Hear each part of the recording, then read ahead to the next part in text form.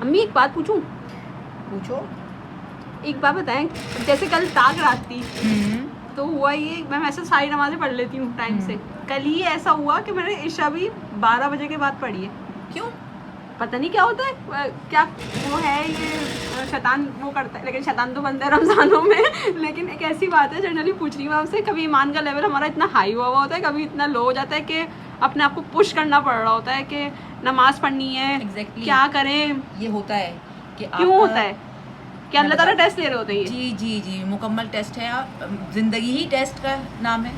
آپ ہم یہ اب جیسے میں یہ کام کر رہی ہوں اپنا، تو اب میرے ہر وقت زبان پہ تسبیح چل رہی ہے میرے. ٹھیک ہے. میں نے نماز پڑھ لی تھی عشاء کی پہلے ہی وقت میں، جیسی اذان ہوئی تھی میں نے نماز فوراً ادا کر لی. کیونکہ آپ کو تو اپنے کلائنٹس کو دینا ہے، جی جواب بھی دینا ہے اور ساتھ میں وہ بھی. بالکل. تو میں نے اپنی نماز میں پڑھ لیتی ہوں. اپنی نماز میں نے فرسٹ ٹائم مطلب پہلے ہی وقت میں پڑھ لی، اولین وقت میں جو اذان ہوئی اور میں نے نماز پڑھ لی. وہی سب سے بیسٹ ہوتا ہے، رات تھی وہ بیسٹ ہوتا ہے. پھر میں نے تھوڑا سا قرآن شریف بھی پڑھا، لیکن تھوڑا سا صحیح ٹرانسلیشن کے ساتھ اور سمجھ کر. ٹھیک ہے، جیسے میں پڑھتی ہوں. ٹھیک ہے. پھر کام کے ساتھ ساتھ میری مطلب وہ بھی عبادت ہے کہ آپ ذکر کر رہے ہیں، اللہ کا منہ پہ تسبیح ہے. لیکن یہ کیا ہوتا ہے کہ آپ کا ایمان کا لیول کبھی اتنا ہائی ہوا ہوتا ہے بیٹا، ہر انسان کے ساتھ ہوتا ہے یہ لیول. کبھی ایمان کا لیول اتنا ہائی ہو جائے گا، جیسے ای سی جی کی وہ دیکھیے تم نے، یوں یوں یوں لائننگ چل رہی ہوتی ہے، ایسے ہی ایمان کا لیول ہوتا ہے.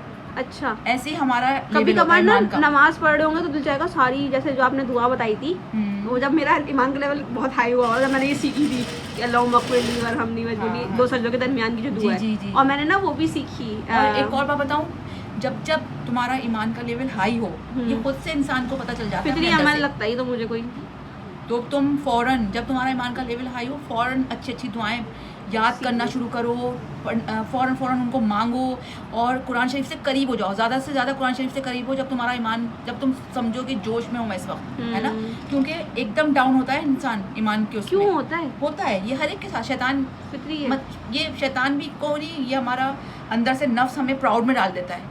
جیسے اگر ہم نے 2 وقت کی نمازیں بھی وقت پہ پڑھ لی، اچھی طریقے سے پڑھ لی، تو ہمارا نفس ہم سے کہنے لگتا ہے کہ یار آج تو غزل تم نے بڑا کمال کیا، وقت پہ نماز پڑھ لی، ہے نا. یہ ہمیں پراؤڈ، سے بہتر تو کوئی ہے ہی نہیں.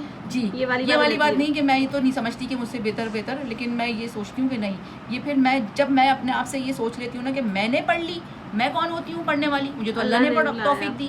مجھے تو اللہ نے توفیق دی کہ میرے دماغ میں خیال آیا اور میں نے وہ پھر اپنی نماز ادا کری پہلے ہی وقت میں. ٹھیک ہے. اور یہ ہمارے اختیار میں نہیں ہے، لیکن آپ کوشش کریں کہ پہلے وقت میں نماز پڑھیں.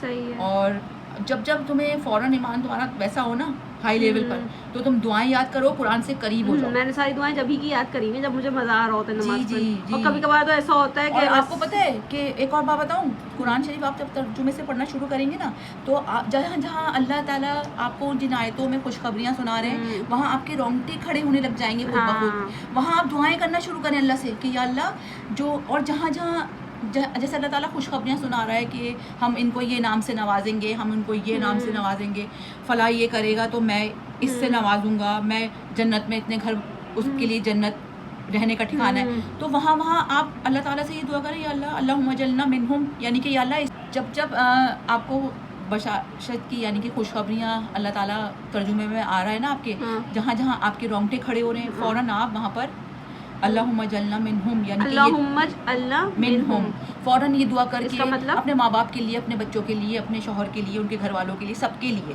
ہے نا، سوچ کر فوراً یہ دعا پڑھ لیں کہ اللہم اجلنا منہم، یا اللہ اس میں ہمیں بھی شامل کر لے.